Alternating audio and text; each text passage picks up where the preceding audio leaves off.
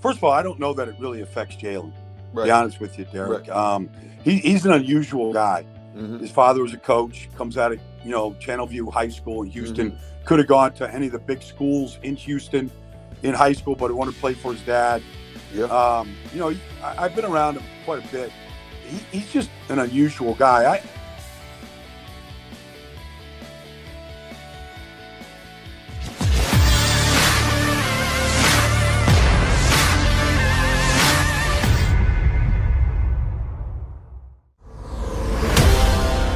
So, I think he's finally ready. We got him. Yeah! What's up, fellas? Yo, what's going on, Baldy? Dude, Baldy, listen, technology is crazy. It is. Yeah, as much as we think we've advanced, we were better off just getting the old rotary phone and dialing each other up. I could have just driven over to your house, Rob. Than No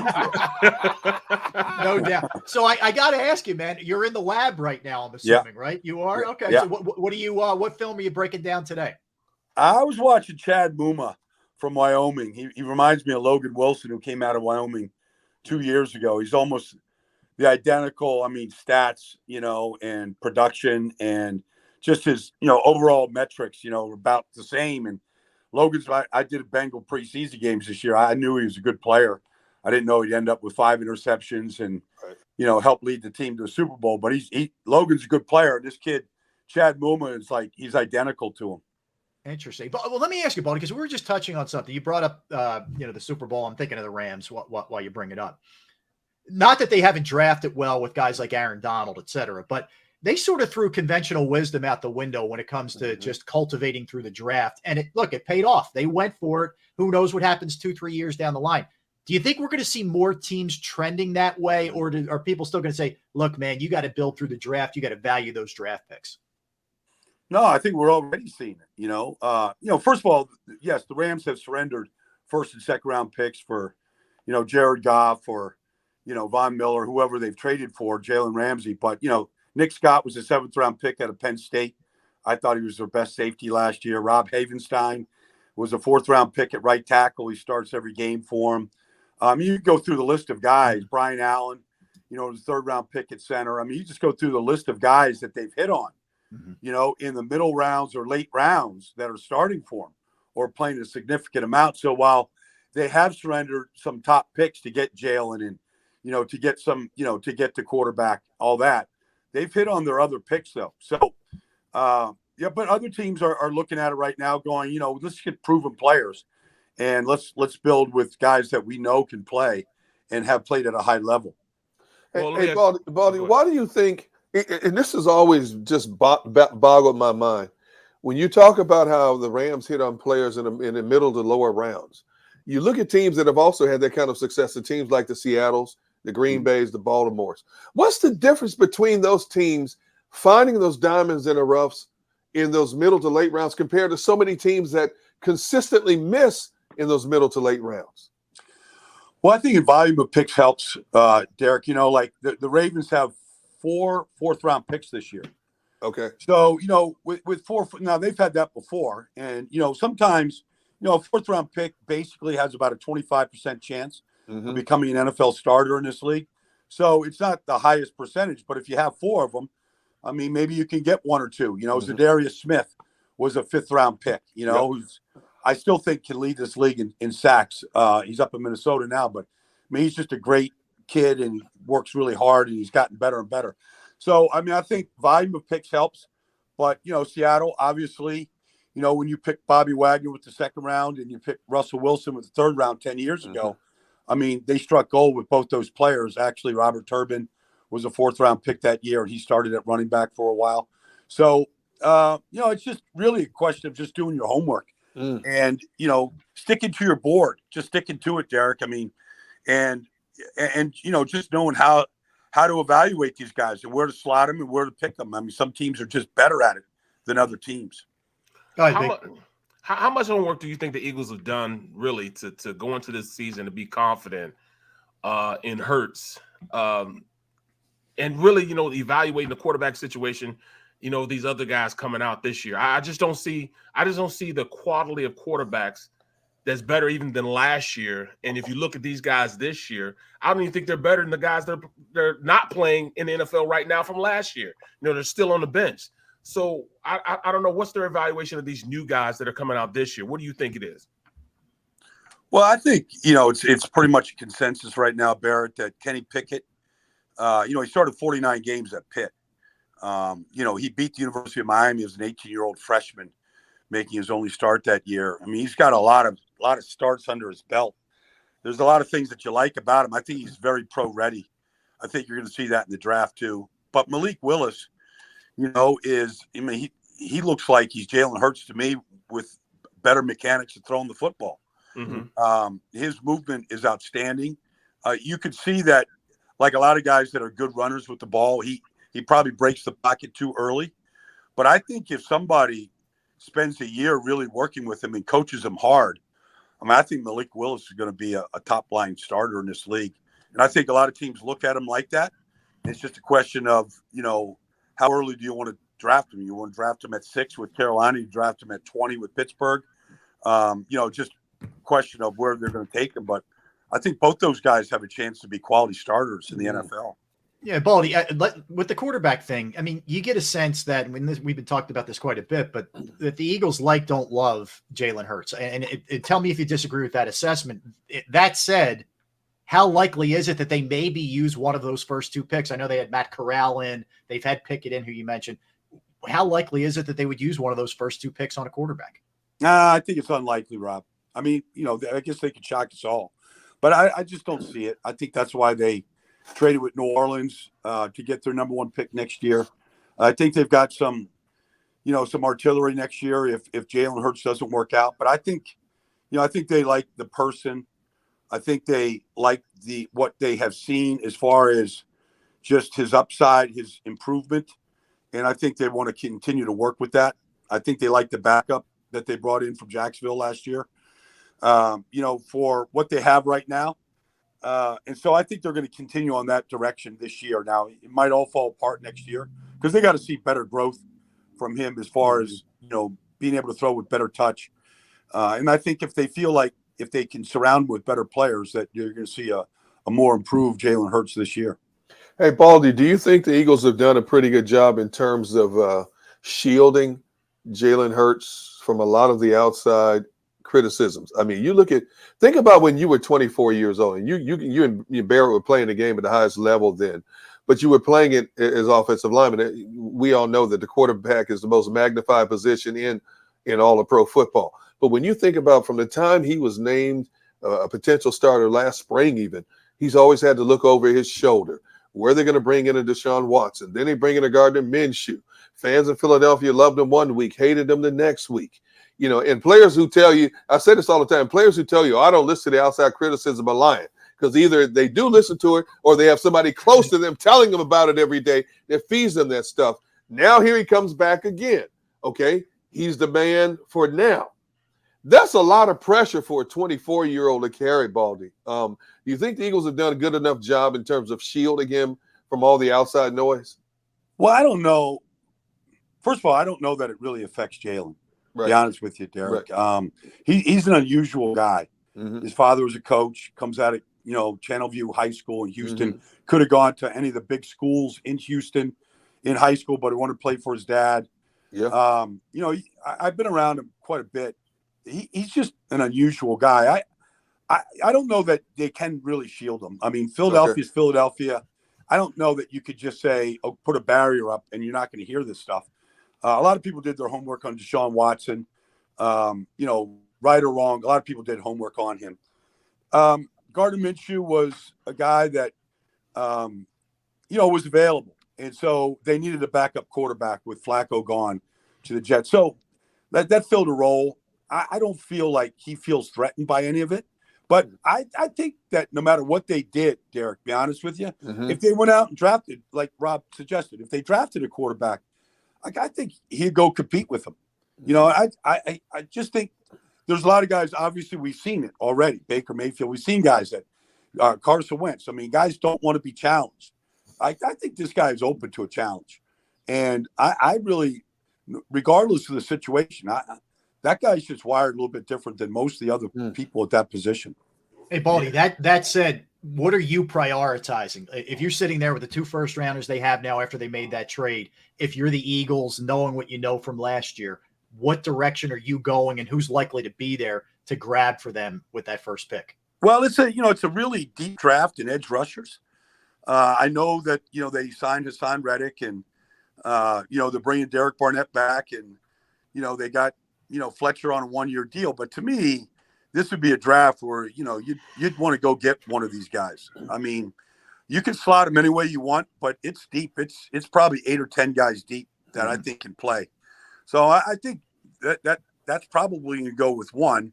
It's not a deep draft for corners, and they need corners. So, is Derek Stingley a guy that might be there that they're willing to take a gamble on because it's a gamble? I mean, he's played 10 games over the last 2 years. Doesn't look like the same player that he was as a freshman at LSU, but all the talent is still there. You come back from Liz Frank, he looks like he's completely healthy. I mean, that guy looks like he's a top 15 player to me. Mm-hmm. So those two positions are of need. I always believe, to be honest with you, Rob, that as much as they need a wide receiver, because I don't believe in Jalen Reagor, I don't think the team believes in Jalen. I don't think you could get anything for him. I just don't think, he's what you want if you're trying to build around Jalen Hurts and trying to build the right culture. But, receiver would be one of the last positions I would draft in the first round if I was building a team. I mean, they won a Super Bowl with Alshon Jeffrey. I mean, tell me who was there. Andy Reid never put a lot into the wide receiver position outside of a mistake in Freddie Mitchell and what he did with T.O. But, you can look around and go, okay, this is a good receiver draft. Mm-hmm. But is Alec Pierce as good as, Drake, as good as, London? I mean, you could say that he is. And so is that a second round pick? It's kind of hard to kind of slot these guys, to be honest with you. I mean, I know a lot of people have first round picks on some of these guys, but I think you get some of these guys in the second round, they could be just as good a player.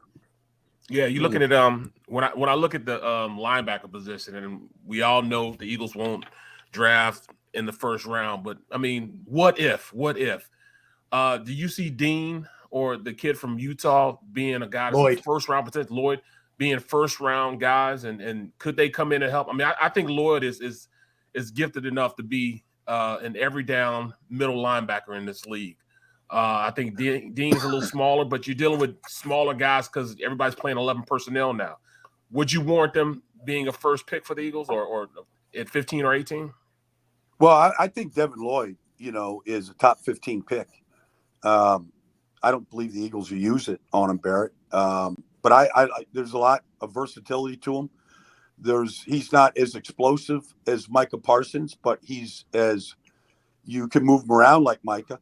I wouldn't put any of these cats in that category, but you do see the versatility. He just doesn't have the burst that Micah has, but nobody does.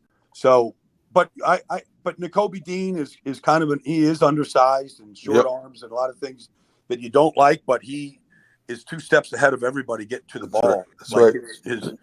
So I just don't see the Eagles doing that. I remember when Devin White was coming out 3 years ago, and I thought he was a game changer, and they didn't look at him like that. And Devin White's better than any of these guys. So yeah, and he's a game changer now.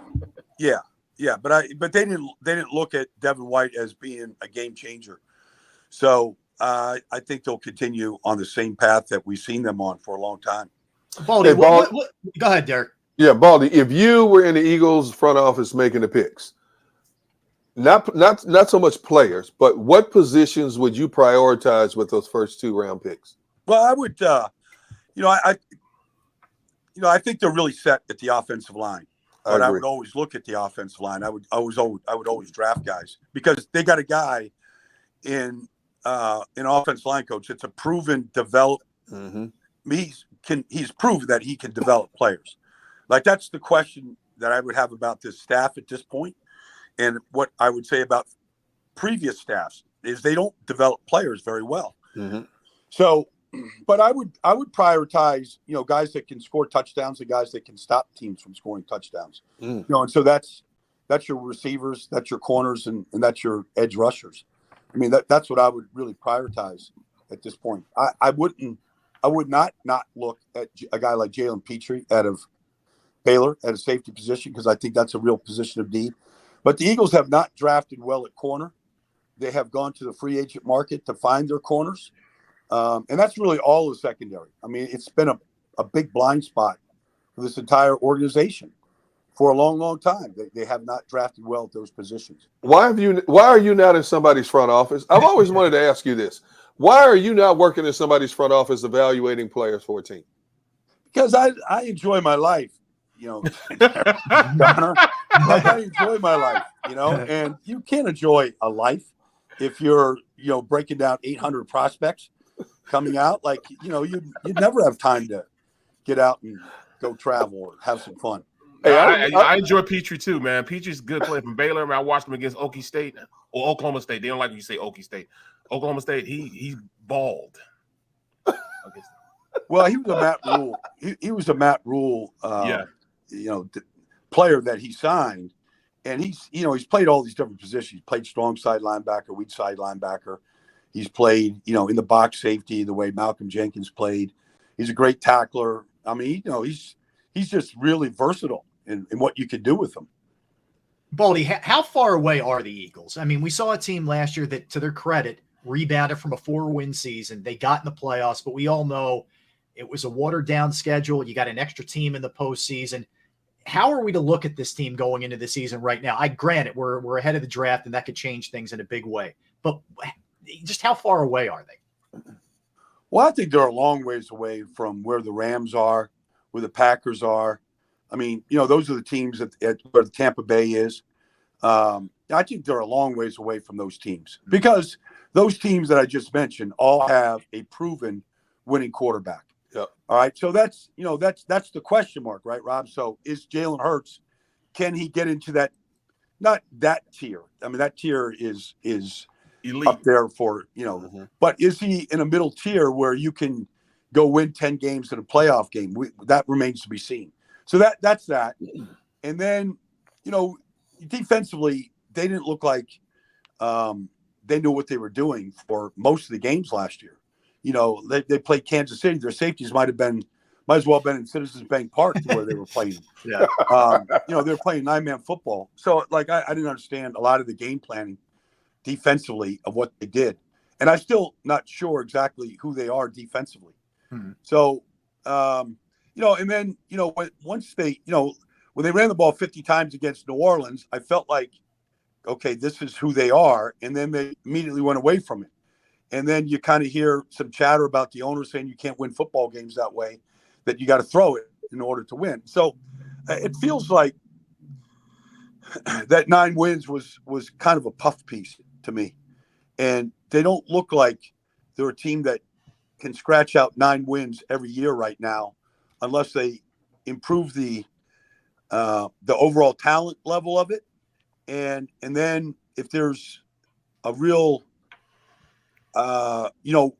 identity to what they want to do from a coaching staff. Well, I'll ask you, can you win having that kind of offense where you run it, where it's kind of an old school, avoid mistakes? Can you win in the NFL in 2022 that way? Well, Russell Wilson doesn't think so. And that's why he's not in Seattle. But, that's what Pete Carroll still is trying to do. That's what the Patriots in large part are still trying to do. Teams are still trying to do it that way. The metrics will tell you that, you better be throwing it 60 to 65% of the time. But then, do you have a guy that you can lean on? I mean, Tom Brady threw it 717 times last year, and so, that's where it's all going, Rob. And so, but, that's also with the guy, the best player that's ever played that position. So you might throw it 600, 620 times with Jalen if he got the ball out on time and they had a really good core around him where he could do that.